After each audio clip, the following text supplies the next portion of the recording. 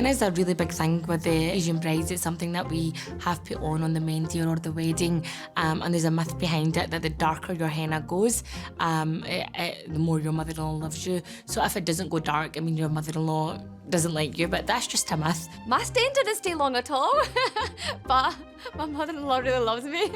I know that, so it's not true. The ancient body art, which dates back 9,000 years, has never been more in vogue. Henna artists like Amber Ali spend countless hours applying intricate designs to brides-to-be. Traditionally, henna was very simple. All they would get done is like the round dot on the hand, filled in tips, and that's it. So now it's just such a big... Now it's a big thing. No one can get married without a beautician or a henna artist. It's just as important as like the makeup artist now, I think, as well, as who's going to do your henna. Yeah. Today, she's experimenting on model and friend Kiran. One of the trends are going for sequins and glitter. Nowadays, just so many different things, experimenting with different things and just to sparkle it up. You can never have too much glitter and sparkle. We see something new on like social media, we'll be like, right, let's try it out and see how it looks.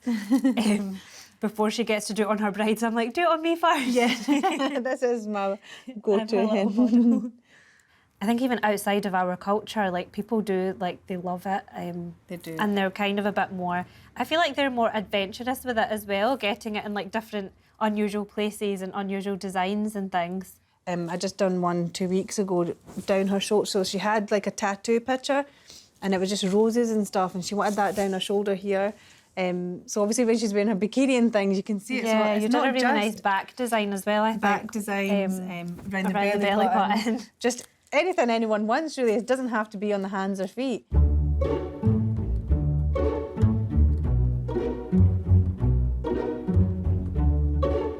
It's so personal as well with henna. People who are more simple and plain or like neutral kind of things, they get a really simple henna done. And people who just love the whole tradition and everything get full-on traditional henna, which is just right like this, full from the arm all the way down. No bit of skin showing, just totally covered. But not every bride is hot on henna. A lot of girls don't like having henna done. They don't like the smell, they don't like the process. But because it's their wedding, it's like not a wedding. You're not a bride if you don't have henna done, so they're still getting it done even though they don't like it. I had a friend who didn't want it for her wedding because she just didn't like the smell. She didn't want the colour to fade, so she was like, I'm not getting it. And I think the day before, everyone managed to convince her, like, you don't look like a bride, because for her first event, she never had any on, and everybody was like, you don't even look like you're getting married. So she was like, fine. So under the pressure, she caved and got it done. But she was so glad she did. So I think even if you're not a fan, you do just end up doing it, probably because your mum tells you to.